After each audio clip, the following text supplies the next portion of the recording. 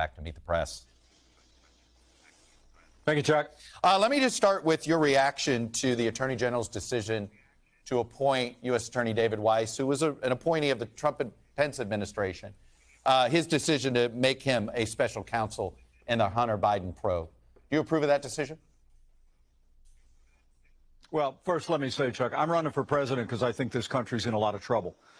I think Joe Biden has weakened America at home and abroad. But frankly, the pattern of the Justice Department during our 4 years in the White House and since has undermined public confidence in equal treatment under the law. And while I welcome the appointment of a special counsel, which is, of course, appropriate and is a minimum where the Attorney General has a potential conflict of interest, I'm also comforted by the fact that Congress is going to continue to do its work. I'm confident that House Republicans are going to continue to bring forward the facts in this case. The American people have a right to know whether or not President Biden's family benefited or that he himself benefited when he was serving in the job that I had as Vice President of the United States in a financial way from foreign nationals. These are facts the American people have a right to get to the bottom of. I am hopeful that Special Counsel Weiss will do his job without fear or favor, but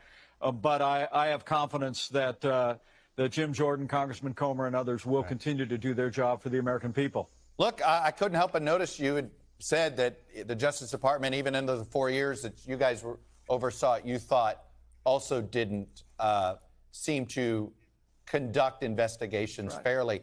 Why do you think this is? How is it that this is a bipartisan problem that you're identifying? Well, look, I mean, it started in 2016 when James Comer gave Hillary Clinton a pass, right? That no other American would have gotten. But then what we found out since is the truth about what was going on during the Mueller investigation. You know, I lived through that for 2.5 years when we were busy rebuilding our military, cutting taxes, unleashing American energy, securing our border. All the while, we actually had FBI agents that were falsifying documents and pushing a political agenda within the Justice Department. It's one of the reasons why I tell people that if I have the privilege of being president of the United States, we're not just going to have a new attorney general and a new FBI director, Chuck, but I'm going to clean house on the whole top floor of the Justice Department and demand that we have men and women who are respected on both sides of the aisle as people of integrity who will apply the rule of law in this country equally to every American. Look, I want to get to the indictment on the former president here and a specific point here having to do with the elector scheme.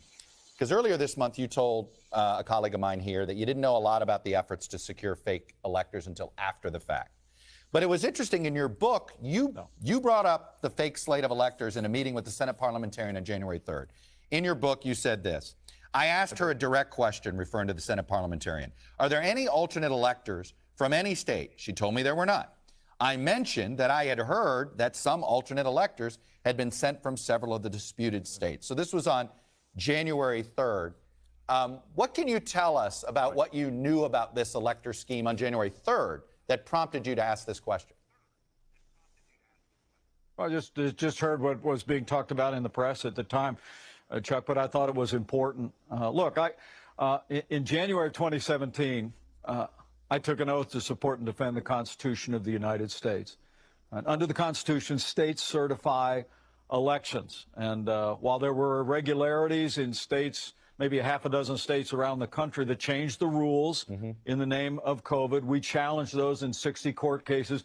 Once the courts had reviewed those and the states certified them, I wanted to make sure that we were operating on January 6th in a way that was consistent with the Constitution, consistent with the laws of the country.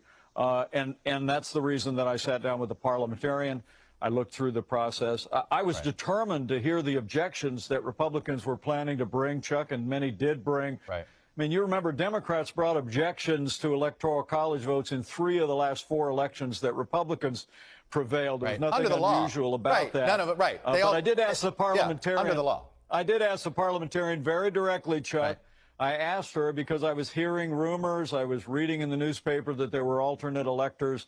I asked her point Was blank. was anybody in the are there White any House other telling you this? electors from any state? And she said there was not. I don't recall that. I just remember hearing it in the public. And I wanted a definitive answer whether or not the parliamentarian had received any additional electoral votes. She had not. So as you know, we actually changed the language as those electoral college votes were recorded. But look, you know, Chuck, I've told you many times, I said it again at the Iowa State Fair. I had no right to overturn the election. The Constitution is quite clear. As vice president, my job was to preside over a joint session of Congress where the Constitution says the electoral college votes shall be opened and shall be counted. And let me ask you this. I did my duty that day. Donald Trump had said this week that he never asked you to disregard the Constitution and that he never said that you were too honest. Either of those things true? Military laser lights are available for public use. This new military flashlight is basically a lightsaber that fits. Either of those things true? Well, look, you could check his tweets, I think, on the day of, the day before. I mean, the president was quite clear and quite public that he thought that I had the authority to either reject or return votes to the states. So you stand by the too honest, that he said you're too honest. You stand by that remark? No basis. I do, Chuck. Yeah. I mean, it's part of a dialogue that happened between the president and me, and that was related, I think, to a bogus lawsuit that was brought to try and force my hand to have a federal judge say that I had the right to throw out votes. Look, there's almost no idea more un-American than the idea that any one person could choose which votes to count for President of the United States. The American people know, as I heard from dozens of people at the Iowa State Fair, Chuck, the American people know the presidency belongs to them alone, and no one person has ever had that authority or ever should under our system. Were you surprised that Mark Meadows was not listed as a co-conspirator? Because you had told me, and you mentioned in your book, you thought he was leading the former president down this path on election interference and all the different things and all the people he was bringing into the room. Did it surprise you he wasn't on this indictment? Well, Chuck, I don't remember saying anybody was leading it. I remember saying there was a group of crackpot lawyers that the chief of staff allowed to be in the Oval Office that frankly should have never been allowed on the ground. You told me you didn't think the chief of staff served the president of the United States. Yeah. You had said in That's various exactly ways. what I just said, Chuck. I'm happy to repeat it. Look, the chief of staff's supposed to be a gatekeeper. You're supposed to make sure the people that are getting into the Oval Office have the credibility to be there. And frankly, this group of lawyers that were allowed to counsel the president, to tell him what his itching ears long to hear is that I had some right to reject votes or return votes to the state. There was no basis in that in history, but. You know, look, Chuck, I think our Constitution is more important than any one man or any one man's career, including mine. I took the stand I took that day because of that oath that I took. And I couldn't be more encouraged, Chuck, as one person after another, not just in Iowa this last week, but in New Hampshire the week before, more and more Americans are coming up to me and expressing their appreciation for the stand they took. They know I chose to keep my oath to the Constitution that day, and if I'm president of the United States, I always will. I want to ask you, though, you're very careful in what you talk about, whether Donald Trump's a nominee, whether you can support him again. If you thought he violated the Constitution, how can you support Donald Trump again for president?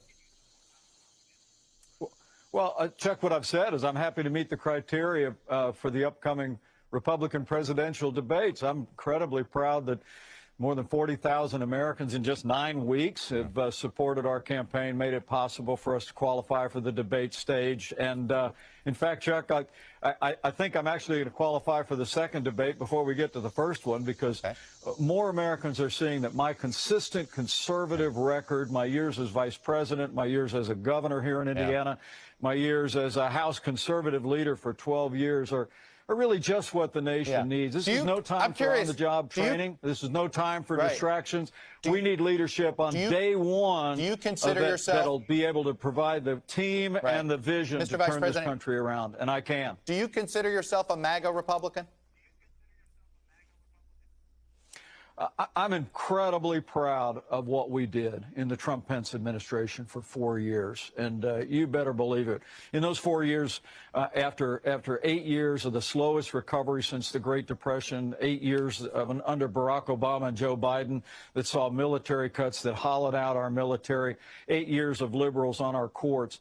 Under the Trump-Pence administration, with the support of MAGA Americans, we literally did make America great again. Do you feel like you're a MAGA Republican or not? That pandemic struck, and look, I'm a Christian, a conservative, and a Republican in that order. I've always said that. Yeah. People who know me know those are my values, those are my ideals, and I really believe that the agenda that I've always been about, Right. that I'm looking forward to taking to that debate stage, is the agenda that'll bring this country all the way back. And believe it or not, I do want to try to ask you one question about something you did this week. You rolled out an energy plan. The Wall Street Journal, I think, was complimenting you by characterizing it as drill, baby, drill. A, do you accept that as a compliment? And B, Yes. do you think the government, though, should play a role in trying to find renewable energy to replace fossil fuels at some point? It doesn't sound like you think the government should play that role. Well, look, gasoline prices jumped back up this week. Remember $2 a gallon, Chuck? I sure do. That happened under our administration. We unleashed American energy. It was an all-of-the-above energy strategy. We achieved American energy independence in 3 short years. Joe Biden launched a war on energy on day one. He shut down the Keystone and Dakota pipelines. Energy prices, gas prices are still up 60%. Electricity prices are up 25%. We laid out a vision following on my plan to tackle inflation. Okay. We laid out a vision this last week, not just to achieve energy independence. It's one of the things your colleagues over at the Wall Street Journal neglected to mention. I also believe not only can we achieve American energy independence again, but I believe with the right policies going forward, we can reclaim our role as the leading producer of energy in the world by 2040. It'll take leadership. It'll take a commitment to American energy independence. On day one of a presidency that I'd be privileged to serve in, we'll fight to restore that American energy strength and leadership and dominance in the world. Former Vice President Mike Pence, sounds like you got a night at home, which is rare on the campaign trail. I'm glad you did. Be safe on the trail, and we'll see you on the debate stage. Thanks so much, and Chuck, I appreciate you having me on. You got it.